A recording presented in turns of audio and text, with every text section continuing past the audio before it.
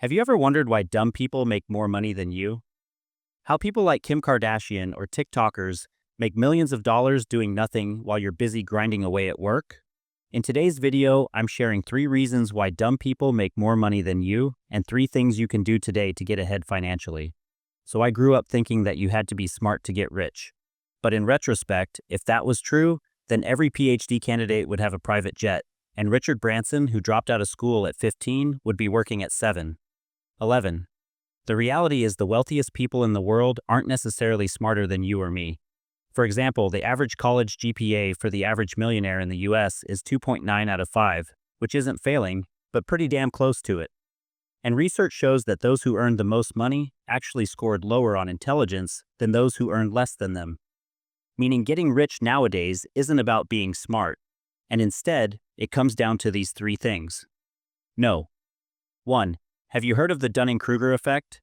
It's a psychological bias where people who know very little about a subject often think that they know more than they do. So if you think about it, do you consider yourself an above-average driver? I bet you 3 or 50 that you said yes. And studies show exactly that, right? 93% of Americans rate themselves as better than average at driving, which is statistically impossible. We can all be above average at driving, but that's basically the Dunning-Kruger effect in action. Her brain works very hard to convince ourselves that we are more confident than we are. And the irony is that the more quote-unquote dumb someone is, the more they think they can succeed. And what they do, you get more confident. And then all of a sudden you think you can start a YouTube channel about personal finance, grow it into a media business, helping millions of people every month, make smarter money moves, and before you know it, you're doing it. That's me. On the other hand, for most smart people, the moment you even consider starting a big endeavor like this, you're going to start researching, right? With 316 tabs open, where you try to analyze every possible approach for weeks, and that you never actually start anything, aka analysis paralysis. And it happens when you spend too much time thinking about doing something, which just paralyzes you from making actual progress. And doing that thing point is dumb. People often don't know what they don't know, so they get more confident and they believe in themselves, right? That they can actually succeed. So they actually start and take the first step. But most people, they want to make sure that they have all the information first, right?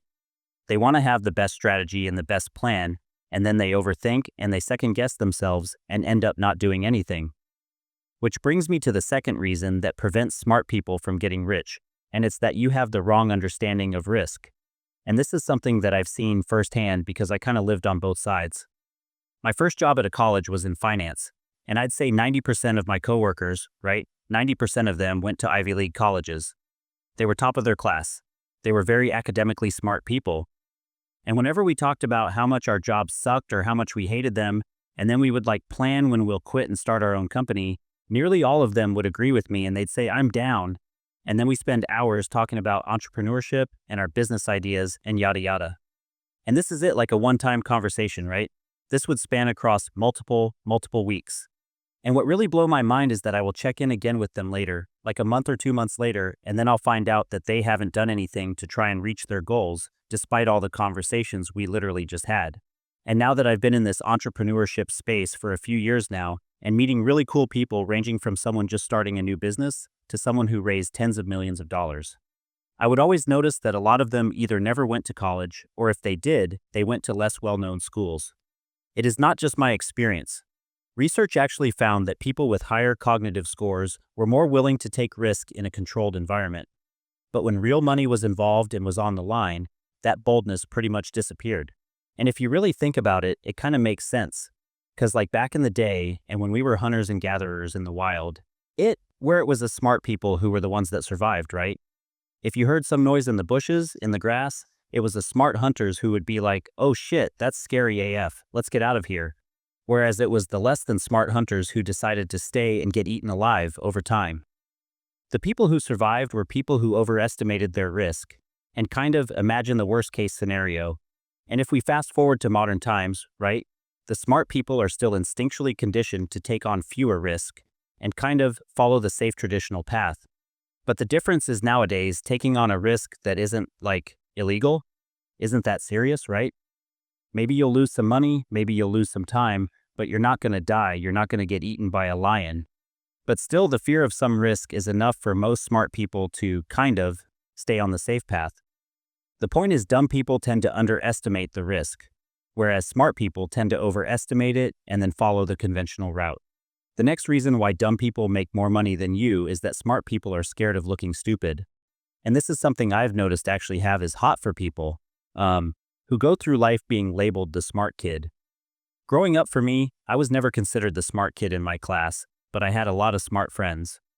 Probably because I look like I was a smart nerd, but that was a catfish.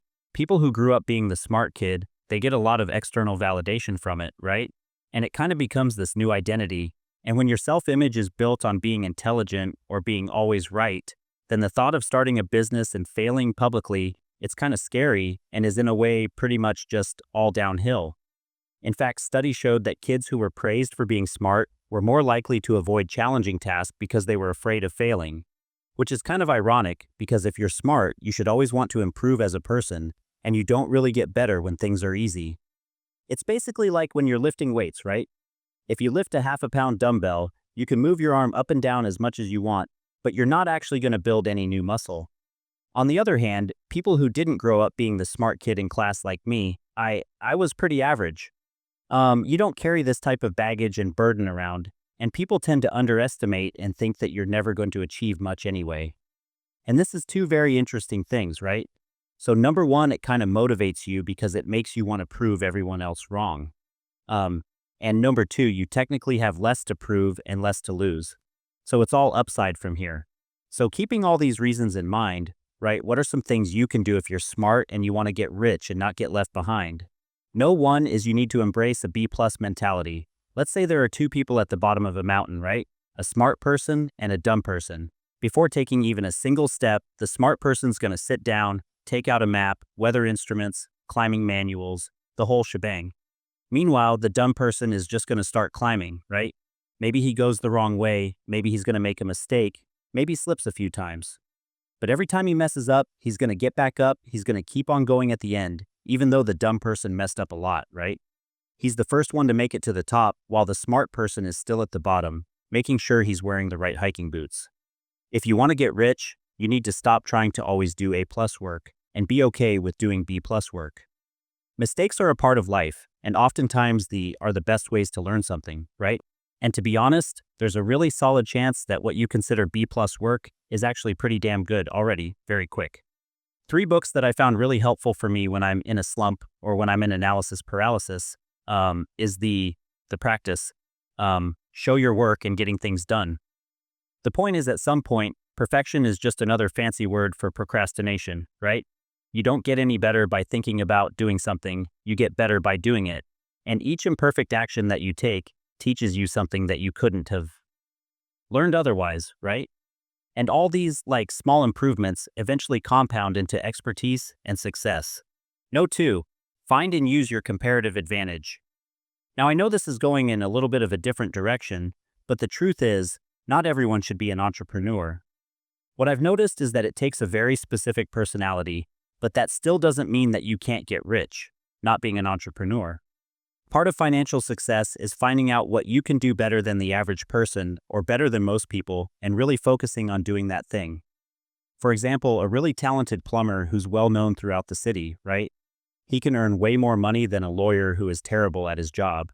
And sometimes it can be really tough to find out what you're good at if you've been doing something else for a very long time.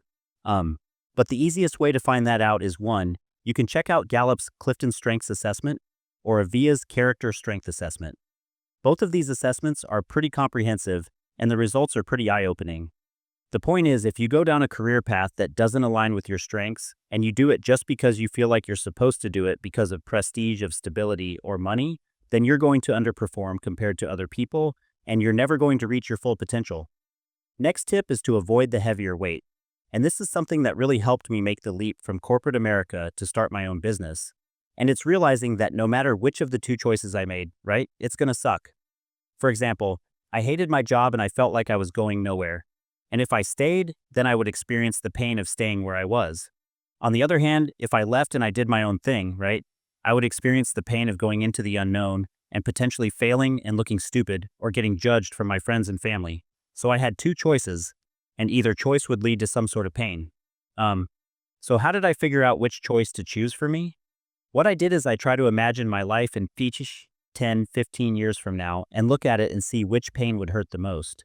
And I realized that the pain of staying where I was and not doing anything, that pain was far greater, would be far greater for me than if I forced myself to get out of my comfort zone and take the job. The point is, even if you have the tiniest inkling of wanting to do more, give it a try. Because the absolute worst thing that can happen is you fail and then you end up in the same exact spot that you are in right now.